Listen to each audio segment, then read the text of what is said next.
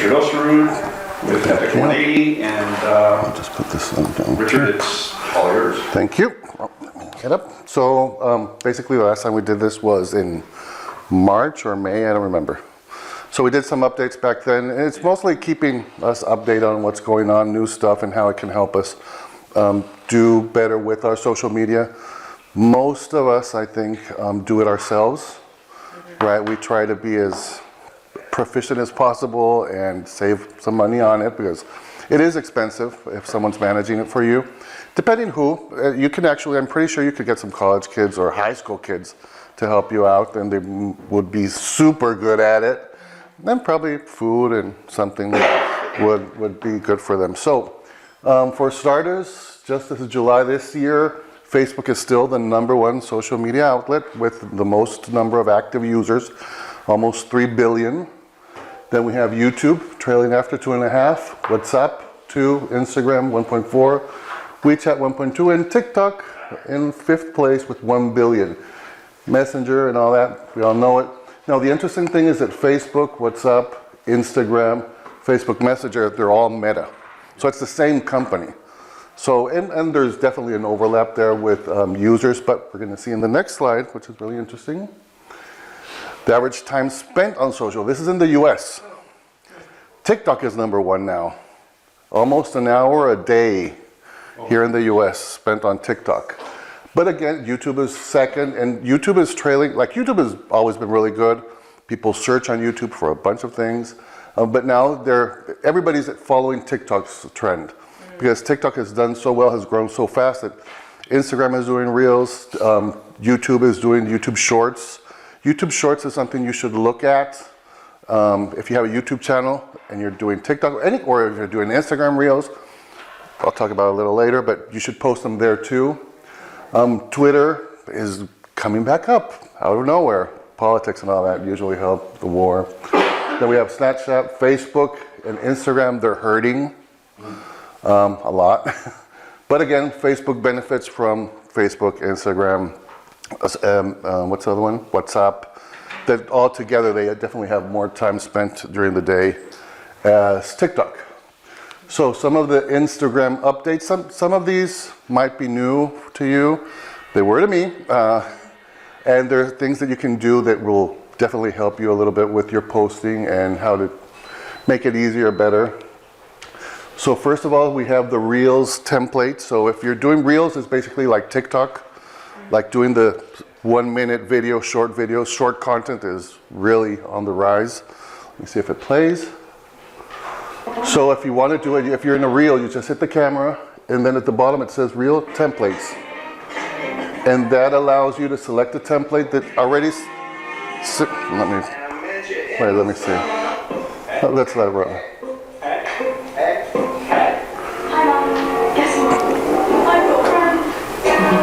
So I selected that one, use this template. You just select a bunch of pictures and or videos, whatever you want. And the nice thing that it already knows how long each one has to be, so it synchronizes with the music. Because usually it's a pain in the neck to like make it nice like the pros do. So this helps you do it really fast. So let me get one more. Click on next. And it'll do. See?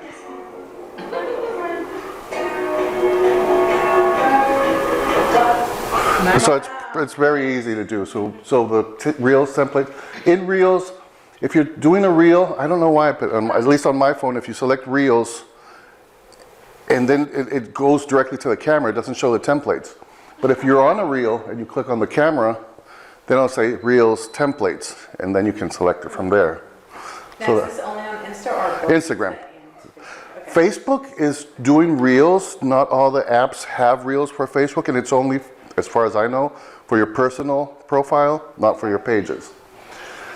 Pin to profile is really cool. This, they copied it from TikTok too. Basically, any post that you have on your Instagram wall, sometimes you have something that worked really well and you'd like to have it at the top, or you're having a promotion and you want that to stay at the top even if you continue posting. So pinning is basically grabbing whatever post you have. So I grab this one, you press it, it opens, pin to profile. That's it. And if you do, like I'll do another one just so you see the difference, one down there, pin to profile, and when you refresh it, it always sticks to the top. And you can unpin them. So, but it's pretty cool, like for promotions and stuff. You want people to see if they go to your profile. Dual camera is nice. This is also copied from TikTok. TikTok actually just started, TikTok copied it for someone else, but this way, like for Jason would be really cool because Jason's usually, yeah, we're working on this car, and then he turns around and shows the car. Here, you can have your camera on, and this isn't a video. It's too close to the camera. But both cameras activate at the same time. So your face you can have your face up here and whatever you're showing over here. And it's a really easy way to create content. But if you're talking about, even if you're talking about the news, like if you want your face to be on whatever you're posting, you can be talking in the little screen and showing the news on the main camera. So that's a pretty good way to get more content out there. Pardon me? How do you get both cameras up? Oh, sorry, I forgot. When you do the video, reel, Okay. you have here dual. Now the first time it doesn't show up. There's actually a little arrow here. You click on the arrow and then poof, it shows up as dual. And then you can do both. Yeah, because I was looking for it and I was like, I don't have it. Oh, there it is. And now it shows up automatically on mine. Maps is pretty interesting. Maps on Instagram gives you a map of active or trending places in the area. Now let's see if it works. For some profiles, it doesn't reflect on the screen. It'll be, so if you click on search or explore, how they call it, you have the little map at the top. Mine hasn't updated, so it doesn't have it. So what you can do is you can go to, over here, you can go to search, you type in whatever you want up there, Tampa, select it. You get the business here, but you get the map up there, so you just push the business down. And then you can zoom out and the map starts showing all the different places. So what's important here is when you first go to your profile and make sure your location is in your profile and your business type. They have categories where you can select. Sadly, okay, no, it doesn't show here. But on the map, if you just if you clicked on that map there, it would open the map, blank, no businesses. And you have categories, restaurants, this, cleaning, whatever. And you can search that way. But it's really interesting. So make sure your profile says your category, has location, and when you create a post, tag the location. And if people come to your business, if it has like a storefront, have them tag your business, and that way it'll show up on the map. How useful is it right now that people don't know it's there? I don't know, but it's a good practice to start doing it for when it is. Reminders are pretty simple. Reminders are, see this little bell? You can actually set a reminder to an Instagram post. So if you're doing an event, you can actually set, let's see. You can create your post, and at the end, when you're setting it up, click there, next, and down here was reminders, so I put the reminder name. What was that? I think it's Nachos 2 for 1. That's what I was pressing. Oh, Nacho Social. And then you put your start time, start date, and you can also put an end time, end date. I think the end time, end date doesn't do anything.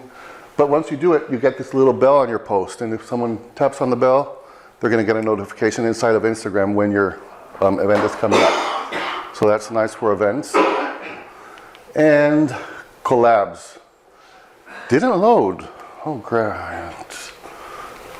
Okay, that sucks. Oh, there it is. So collabs is really, this is really, really nice. This is how you can leverage other people's audience, obviously with their permission. But we could do stuff together in the chamber. So, or if you want to leverage an influencer here in Tampa, like let's say you have a restaurant and you know these kids do foodie videos. So you can create your post. At the end, you go to tag people, but instead of tagging, you say invite to collaborator.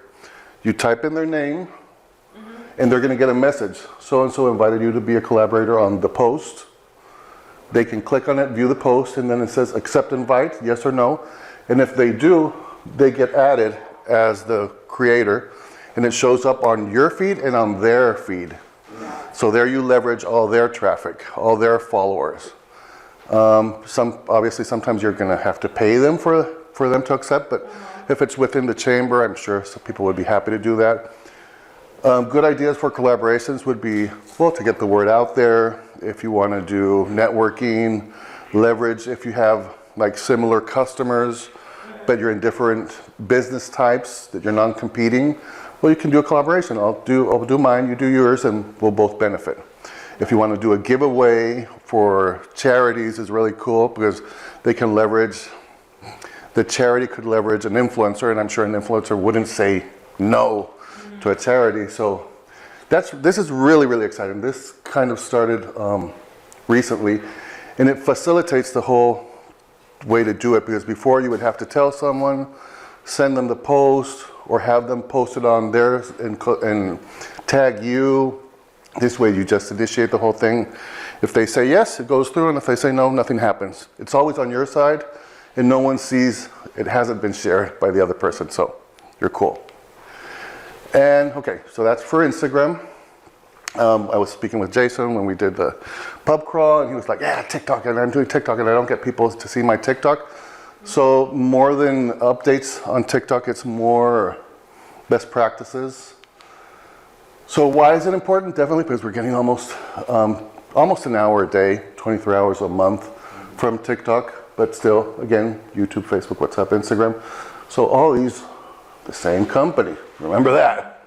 So I got a lot of time there, and it's still got that here down below. But still, TikTok, content is king. Short content is really important.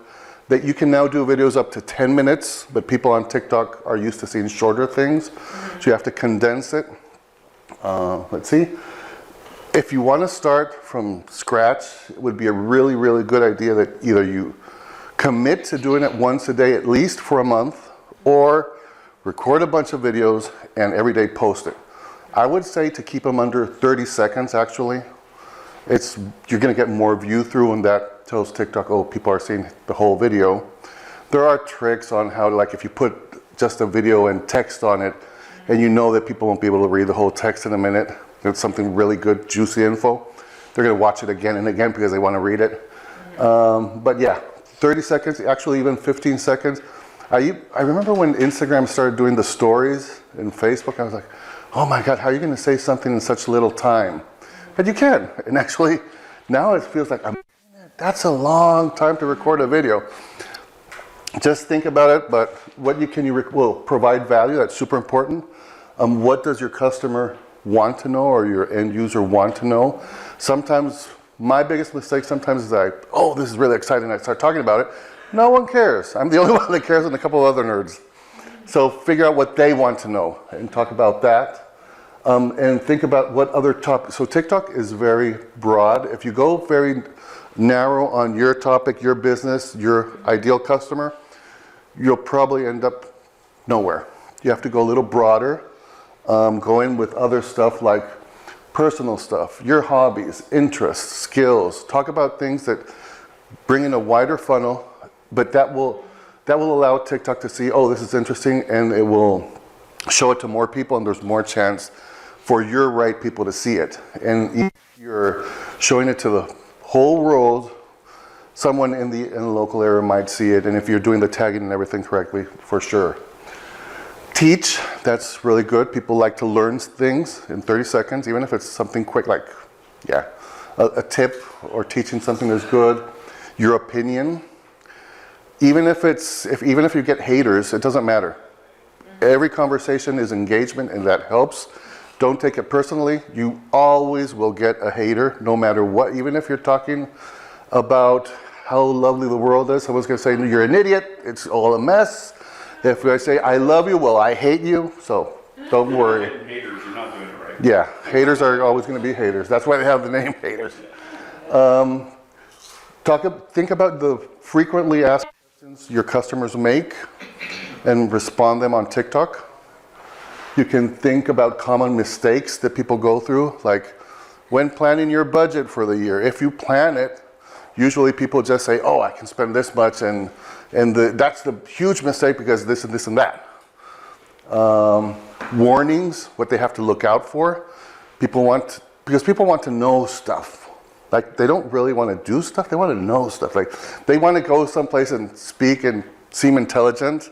So if you tell them all these little tips, even if they're not going to implement it, it doesn't matter, but warnings are good. Should ask questions.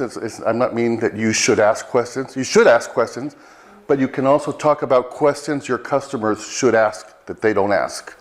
So there's 3 types of knowledge. There's the things we know, the things we don't know, and the things we don't know we don't know. So should ask questions are the things we don't know we don't know. So most of my customers come to me thinking about this, but they never ask about this that is really important, and they're not asking because they don't know. They should ask about that. So talk about that. Your lifestyle stuff, people love lifestyle. And even, there's this guy that's in business, but some of his most popular videos are how to meet new people when you move to a new town, how to strike a conversation, and stuff that has nothing to do with his business, but eventually it funnels people through. And the most important thing on TikTok is the hook, the first 3 seconds. So because people are just scrolling. That was a triple inverse somersault. Yeah. I impressed myself. Thank you. So you want them to stop. Like if you do a question, actually that's true.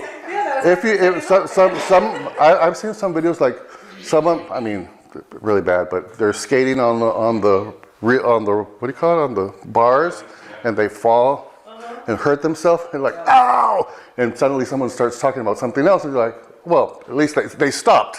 Yeah. Now they're watching. Yeah. And something, if you can't come up with a good hook, you can always use Stitch. Stitch is a feature with TikTok, which if you're looking at it, so this video, this lady made it specifically to have people stitch it. So this is, what's a video that lives in your head rent-free? And she wanted people to grab that. It was her hook. So you go to this little share button. Down here it says Stitch, and it will pull from that video, 5 seconds I think it is. You can move it around what part you want to grab or shorten it. And then you click yes, next, and then you can start recording your own video. What I like about TikTok is that, well, I'll talk about that in a second. So then you can use hooks from politicians, from influencers, from a lot of people, if they haven't disabled it. Some videos don't allow you to stitch them, but a lot do. You also have a duet where you're playing another video and you can comment on it or just like, yeah, it's good or whatever, use text on it. The good thing about these is that if you're grabbing videos that have a lot of views, a lot of likes, they're proven to be successful. So you don't have to work that hard to make sure that they're going to be spread out and shared with a lot of people. So that's what you want to leverage there. And if you don't know what to ask or what to talk about, there's a site called Answer the Public. You only have to type in a word or a couple of words, and it will tell you all the questions people are asking based on when, how, what, can. So I put in auto repair. It came up with 377 questions. So who is the best auto repair shop near here? Some don't make sense, but when to take a car to dealer for repairs? Are auto repairs warranties worth it? So it's giving you ideas that probably, sometimes it's not that you don't know the question, but it's so normal, so basic to you that you wouldn't know to talk about it. Like everybody should know that, but they don't. That happens to me a lot.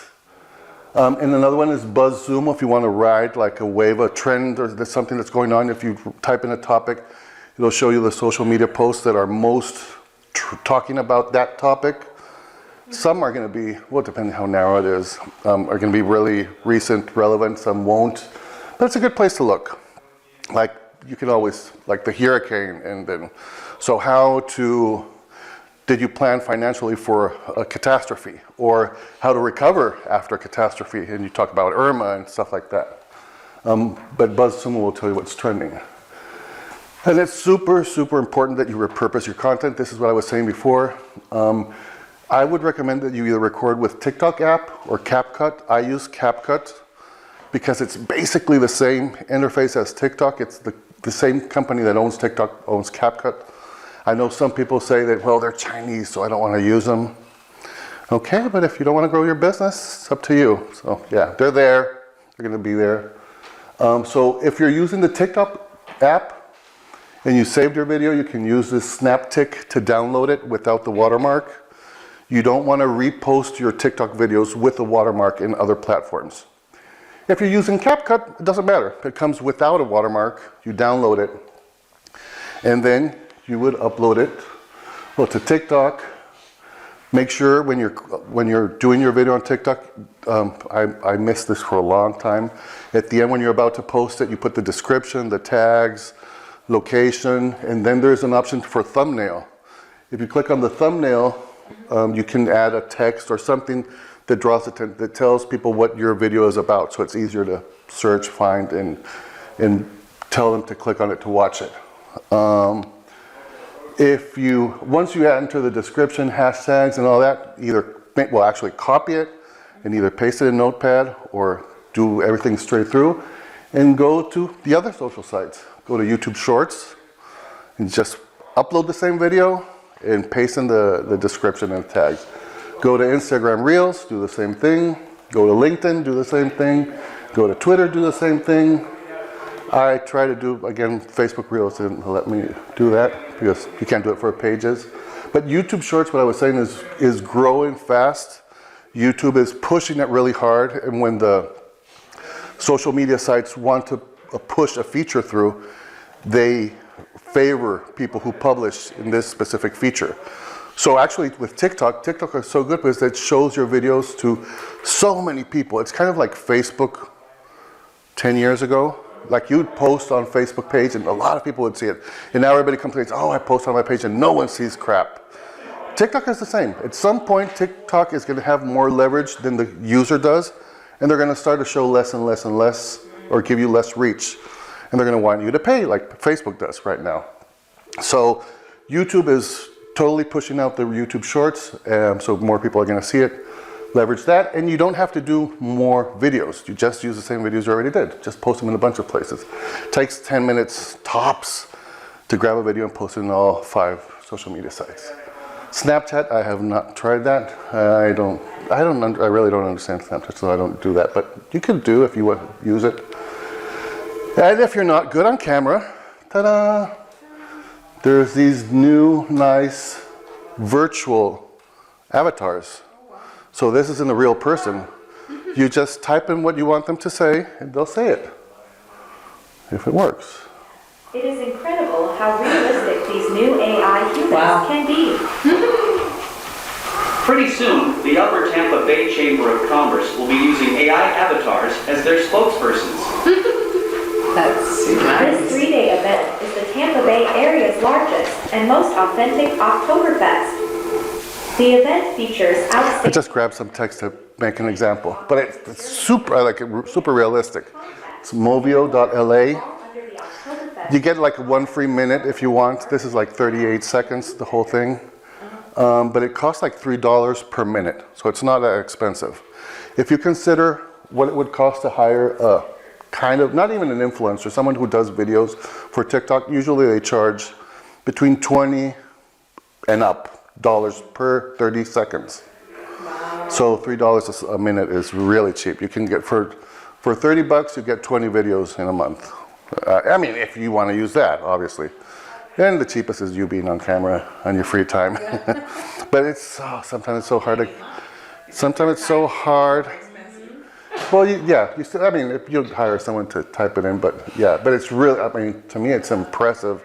And if you saw America's Got Talent now, how they were using other people's faces and the actors, the deep fake that's coming. They've done deep fakes of Obama, of what was the other one? Oh, Mark Zuckerberg. They're really. Tom Cruise, yeah, and they did a live deep fake in the Tonight Show. I think it was with, I don't know what actor imitating Tom Cruise with his face on it, and Arnold Schwarzenegger. Really good, scary at some point. Yeah. Everything you can do. So Facebook updates, not much. The only one we heard and we hate, the new page experience. Now this isn't new. This new page experience started last year, but it was very optional. They'd say, we have a new page experience, do you want to use it? Go ahead, click here. Now, suddenly, last month basically, they came in, everything switched over automatically. You'd go to your page and congratulations and confetti and all that. We have the new page experience, enjoy. And it said, do you want to get notifications? And usually we say yes. And then you have your news, your regular Facebook with all these bells ringing because someone commented here, someone posted over there, and you're like, oh my God. So I hate it. Now everything from, if you go to, even Facebook help documents are useless now, because if you're looking for stuff, it all references the old pages. So if you want to find something, how to edit this, how to turn this on, how to change that, in the new page experience, it's not where it should be, and you have to dig really deep. And it takes, and I've done it several times, like I want to change something, and I always have to go back and dig through till I find the right thing again. It's a pain in the neck. And when they turned that switch on, boom, a lot of the bots that check your pages to see if they're not breaking any rules started blocking pages. Can't advertise, can't advertise, can't advertise. I even got this on my feed saying, it's an ad from Facebook. You can't advertise. Ask for a review now. It's like, I can advertise. Of course I can advertise.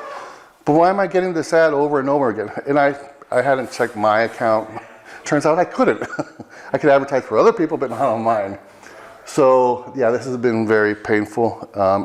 They're kind of fixing it, at least this last week till yesterday. A bunch of pages that I know of that were blocked started popping up.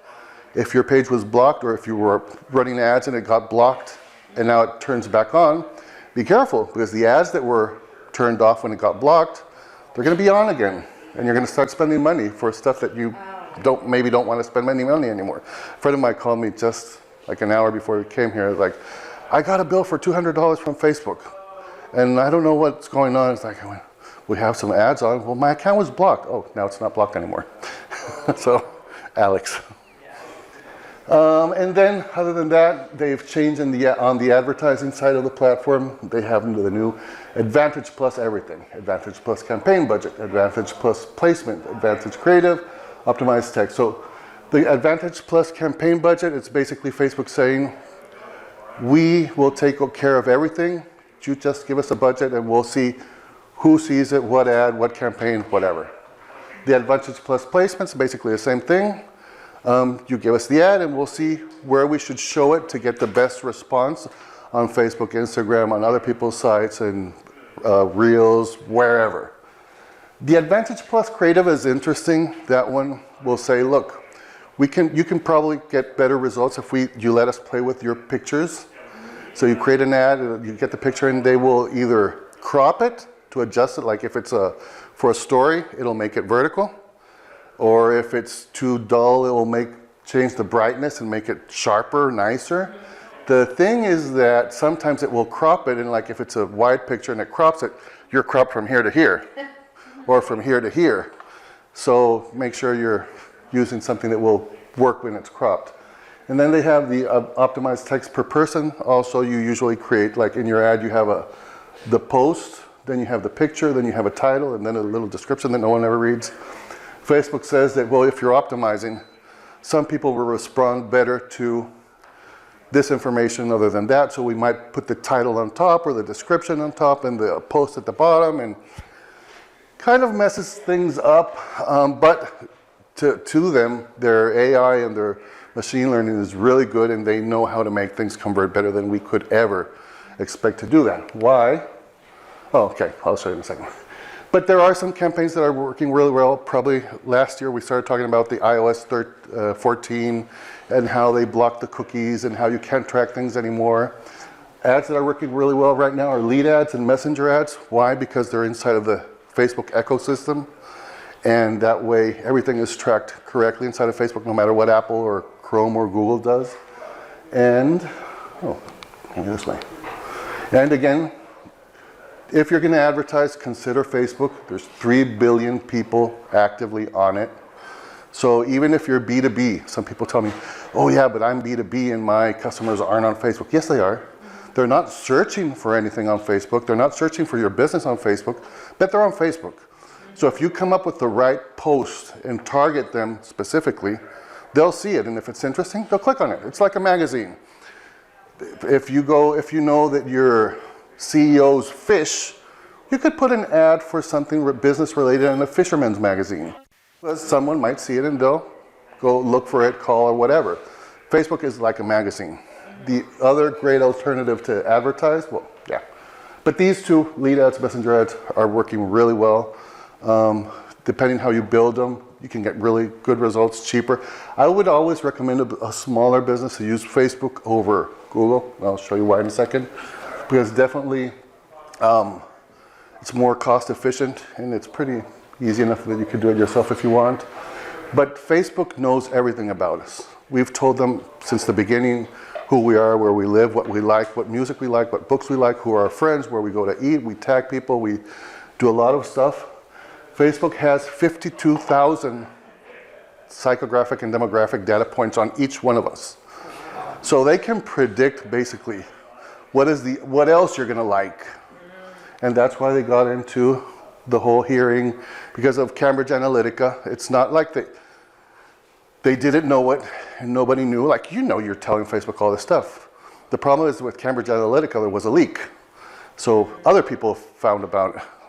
So one of the other things that Facebook does that, I don't know what you consider this, but they'll even tune the same ad that they present to everybody down to the colors and everything. Yeah. Because they know what you like. So everybody gets their own truth. That's what I was saying back here with the new Advantage Plus. So the creative, they tune the creatives, the images, basically on what's going to work best for you and placement, colors, and stuff. You get tuned ads. Yeah, but if you read surveys, people you ask, do you want to see ads that are related to you or not related to you? Most people say, I want to see ads that are related to me. Why do I want to see diaper ads if I don't have kids or grandkids or anything? Maybe I want to see some joint pain relief or stuff like that. Now, sometimes it's too creepy, and Facebook really knows, like I did a presentation, I think it was in 2015, where they had the graph search back in the day. They were like super proud. We have a graph search. You can find my restaurants my friends like, and you'll see the restaurants your friends like. You can see my friends in San Francisco, and it'll show you a list of your friends. But you could also search one-legged nuns who adopt kids in Nigeria. And it would show you the picture, name, and the details of all of that. And you could do some really creepy searches, and they figured that was creepy, figured that out pretty quickly, and they just deleted all of that. And this happened afterwards, but I'm talking, that was in 2015. So they still know all of this. Now they've only been removing all the interest and all that for the advertiser to see what they know, but they still know it. So that's why they're saying, look, trust us. We know who to show your ad to because we know all of this. We're just not telling you we know it. Have you all seen the documentary The Social Dilemma? Oh my gosh. Yeah, really good. Watch that. That'll blow your mind. Several of the executives that were part of social media companies are no longer because they couldn't live with themselves. Being part of that. If you look at there's also a documentary on Uber. It's crazy what they did to circumvent all the issues they were having with the cities. They even blackmailed people because they could remotely activate the camera of a driver without him knowing it or the passengers knowing it and take video of the people in the car. So yeah, it's very, very extreme what they can do and sometimes what they do. And well, Facebook, but again, Facebook is really good. So it's creepy and all that, but you can use it to advertise your business, make money, so it's good. And we also have Google, if you're looking to advertise. So who can tell me what is Google? #1 search engine Okay. in the world. No, they're a database company. So that's it. Google. Most people say it's a search engine, but Google is not just the search engine. They knows what you're searching, but it's also the browser. So the browser, if you type in a URL at the top and it doesn't exist, it'll give you search results. So they know what you're visiting. And they know if you go into dark mode, or what is it? Incognito. They know what you're searching that you don't want other people to know. But it's not in your browser history, but they know. It's also Gmail. And someone may say, well, I use Outlook. But you send mails to people to Gmail. And the day before yesterday, I saw it on an ad, a video, saying, Google, we are working to protect you. We are blocking spammers. We are scanning thousands of websites, thousands of emails to avoid scams, frauds, and all that. That means they're reading your emails. Yeah. They're very nice.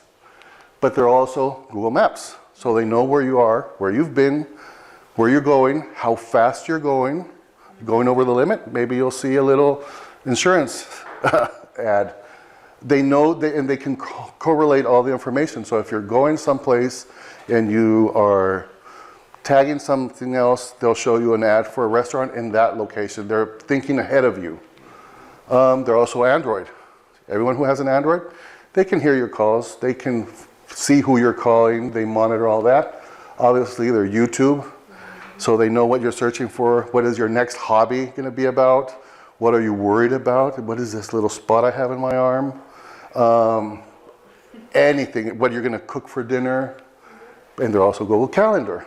So they actually, it's what you were saying, they're a huge database. They're basically the internet because they know everything. Because it's not only this. Google has all these applications that we interact with, not all of them, but some of them more than others. And the amount, if we thought Facebook is bad with the amount of information they have, so Facebook has 52,000 psychographic demographic points. Google, what do you think Google has? Huh? 72 million. Yeah. So now they've come up with, I'm not sure if I put it here. No, up. Sometimes you get ads. And if you have like if you're streaming videos on your TV, suddenly you'll see ads that have a little eye in the corner. It's not the regular network ad, it's the search network that's putting that ad in there. And you can advertise on over the top of TV devices. You can advertise almost anywhere nowadays. But, they have the new campaign that's called Google Performance Max. It's basically them saying, look, we know everything. Just give us your website and who you want to target, and we're going to figure out what to show them, when to show it to them, where to show it to them. Because they actually know the path to purchase. They can predict what your next move is going to be before you even think about it. Because you're not even conscious about all the stuff you're doing or that you've done in the past, and this goes back to this. Google told me I'm pregnant. A lady got this notification that visit your general practitioner. We've detected some patterns that suggest you might be pregnant. Wow. But look at the date. No way. Oh my God. That was 7 years ago. So imagine what they know and they can predict and they can do now. So again, really creepy. But if you use it for your business, it can be super powerful, so it's cool. But I would say, pardon me, yes? So it means they were watching her? No, basically your patterns, what your search, the emails you get, maybe you have a health app connected to your phone, your heart rate, your temperature. Watch you? They could, probably. That's why you have the camera things. When you hear about artificial intelligence, when I was going to college from 86 to 90, I was interested in AI back then. So artificial intelligence has been worked on for many years. In the first, say, 25 to 30 years of serious development of artificial intelligence by us, humans, we got to a certain point. In the first 2 months of Google turning their own database basically into developing AI further, they overtook what we did in the previous 25 to 30 years. And I give that range because Google hasn't been around that long, but as soon. So now we're on a path of just like, it's like the hockey stick you always hear about where it's logarithmic, the rapid rate of It artificial says the singularity point in 2040. Yeah, they used to say 2040, now they're saying 2029. Oh, okay. Because of this acceleration that Yeah. we're using. Yeah, it's Ray Kurzweil. If you've never heard of the singularity, it's an interesting. It's really, yeah. So basically that, so again, well, going back to what I was saying, Google is really good to advertise mostly if you have higher priced products or you have a funnel where you upsell people and stuff, because it's going to be expensive. You're going to have to spend some money. Google is very competitive. Because it's so good, it's really competitive. If you search for mesothelioma, the type of cancer, I think a click for that is around 120 bucks, 200 bucks nowadays maybe. Just the click. Doesn't mean you're going to get a sale or a lead or anything. Just a click. But it's because lawyers know that they're going to make so much money suing someone through that they pay for it. Yeah, the settlement's gonna be multi-billion. Yeah. And you know, whenever you do a search on Google, the ones that are being generated by the pay-per-clicks will always have an ad. It says ad next to it. Next to it, yeah. So, maybe this is not very savory for everybody, but if you want to mess with your competition, put in what you do and just click on all the ads, just go, no. No, yeah. Well, that's why they have, there are some apps called, It can get expensive. there are ads, there's software called ClickSees to avoid all the spam clicks. And it's not only competitors. Competitors are, I think, the least of the evils. There's these spam farms and bots that do it automatically and can rake up huge bills. So that's why I would say, unless you have a higher end product, like a service, like if you're doing garage makeover, it's $10,000 probably, or just the floor, it's like $3,000. It's worth it. But you can get out, like in Google, it might be, I don't know, 10, 20 bucks a click. On Facebook, you can get for 20 bucks a lead. So unless you have a higher budget, I would stick with Facebook. Also, Bing is a Bing. far more cost-effective, because it's one of the larger search engines also. That's the one by Microsoft. So they're also huge. You can get something that would cost me $500 to $1,000 on Google would cost me 25 to 30 bucks on Bing. And Bing is really good with the older users because they buy the computer. Bing is the default search engine and they never change it. So yeah. And, oh, okay, so basically, and this is because of Jason, I'm putting together a little ebook on TikTok, so if you want it, it's free. Just send a text with TikTok to that number and I'll send it to you when it's ready. And yeah, that's all I have. So if you have any questions. Can you send me all your slides, actually? Huh? Sure, sure, of course. You should get a message, you know, and I'll know that you did that. Yes. So, you know, over the years, all this stuff has changed left and right, and the latest upgrade that Facebook did with what you were talking about there. What does that? I don't know how I'm going to word this. A lot of my stuff across the pages and stuff like that is gone. Is it gone or it's just not? Well, being it's archived somewhere. I can't find it. But your page is there? My page is there. Yeah. And the content isn't there? Oh, okay. Sorry, so that's, I know what you're saying. So what he's talking about, if you go to your page with the new page experience, your page is basically just like your personal profile. Mm-hmm. You see the posts of other pages you follow, people you follow as your page, but you don't see your own stuff.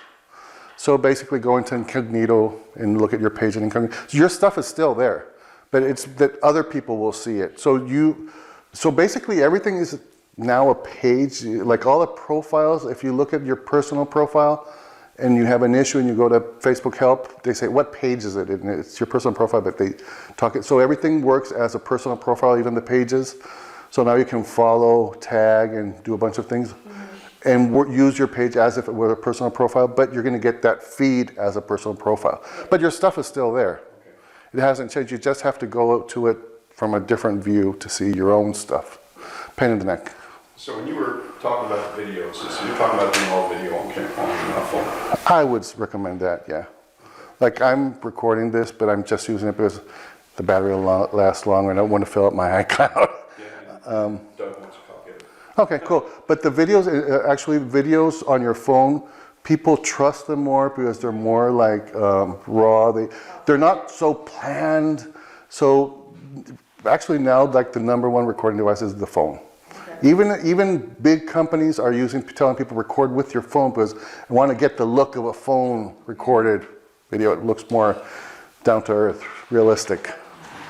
One thing about TikTok, if you do anything with sensitive information, just keep in mind that they're a Chinese-owned company, and the U.S. government for a while was talking about possibly banning the use of TikTok. So everything that's done on TikTok is kind of like what's happening with Google, but with China behind it. Yeah. So just keep that in mind. If you have any sensitive information, you know, it could be something. If you have compliance requirements or anything like that, it could be a problem.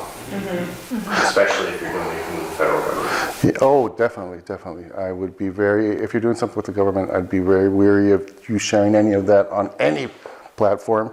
And TikTok, there's two ways you can use TikTok as a user or as a business. The advantage of using TikTok as a regular user is that they can use all the commercial music free without having copyright infringements. If you use it as a business, the good thing is that you can run ads for your TikToks, but you're limited with the music you can use. So both have their pros and cons. If you just want a bunch of people to see your stuff, you just go to personal, and there are ways to use a personal video and run it as an ad. TikTok ads are really nice. They hired a bunch of people from Facebook, so it's very similar to Facebook.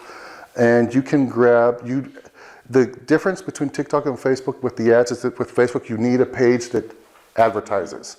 TikTok you don't. You have your ad account and you can create a little picture and a name of anything you want. And that's the ad. So it's not connected to a page where you would click on it and it would go to the page. It always goes to where you tell it to go in the ad. And it's very cost efficient, but TikTok people get tired of the stuff really fast. So it's kind of expensive if you hire a company because they have to come up with a lot of creatives fast. Creative usually lasts like 7 days tops. So you have to do a lot of them. You have to do a lot of testing if you're advertising for a specific purpose, business purpose. So, used to be when you would use some of the posting apps that Facebook didn't like that. I can't remember. I'm using Social Beat now. Oh, so yeah, I've used Okay. that. So is that still, It's not written anywhere, but people theorize that if you post natively in Facebook, you'll get more reach than if you post through a scheduling app. Most of the platforms now, Facebook has with the Meta Business Suite, you can actually post a schedule and post to Facebook and Instagram very easily. And you have your stats there and all that, and technically it should give you a little more reach. And when posting, if you're doing Facebook and Instagram, remember your posts might be seen because they don't get a lot of reach by the people who follow you. But if you do a reel, reels go out to the wild. So that's how you can get more people to find your business, doing reels. And just like TikTok, TikTok is not tied to the people who if someone follows you, yes, they're going to see more of your stuff, but since it goes out to the wild, you can get a lot of new users easily. And if it goes viral, then yeah. Question on posting times. Do you have any data on that? Like, what's the best time to post? The best time actually varies for everyone. So the best thing is to go back and look at your previous posts and see your own trends, what days and times it would work. Technically, people say it's Tuesdays and Thursdays are the best times to post, morning and mid-morning, mid-afternoon. But it definitely varies by account. So, like 6 years ago, I got an update, and they were saying that these were the best times because it was pointed at when should you post. And it was like after 9, before 10, between the lunch hour 12 to 1, and then typically anytime between like 3 and 6 p.m. Yeah, again, it depends on your business and your personal audience. Because if you're targeting kids, it's one time. If you're targeting older people, older than 25, it's going to be another time. depends on where your folks are. Yeah. So who your audience is, that's basically. This was based on Facebook collected data. But then we go to that thing where they say if you use a standard or an average, like if jet planes aren't built, the seats aren't built for average people, because if it's built for an average person, no one's going to fit in it, because most people are either taller or smaller. There's no average person size. The same with that, if you're using average across all the niches and industries, that might be the average time, but it's not going to be good for these guys nor for these guys. Gotcha. And it could change. So look at your own data. That's probably the. With my, whenever I use metadata, it actually told me for Facebook 7 o'clock for my business. Okay. Instagram 8 o'clock is whenever everybody's on. Yeah, that's good. Now, I don't know how accurate And it who would is. think that Friday at like 6 or 7 p.m. Yeah. would be good, but that was business owners, the best time to hit business owners. right, because they're out of their business, they're having a drink, they're flipping through their phone, and remember, whatever the when you're looking at their regular stats, it's all cool. But if you're looking at their advertising platform, usually when it says, we suggest you should, Google does it all the time. Oh, you can improve your performance by so much % by doing this and that. It actually improves their performance. It's not looking after you specifically, because they have all these, I mean, you advertise everywhere, like on banners, websites, YouTube and others. So they have some places that work really, really well. And if they would only show stuff there, they'd have all this lost inventory for other people that they're not monetizing. So that's why they want you to distribute your advertising across everything, so they can get a little more money from a lot more people instead of just getting a bunch of money from these 5 big guys. So they'll take those like with a grain of salt. Yeah. Is it like, yeah? Mm-hmm. Okay. Thank you.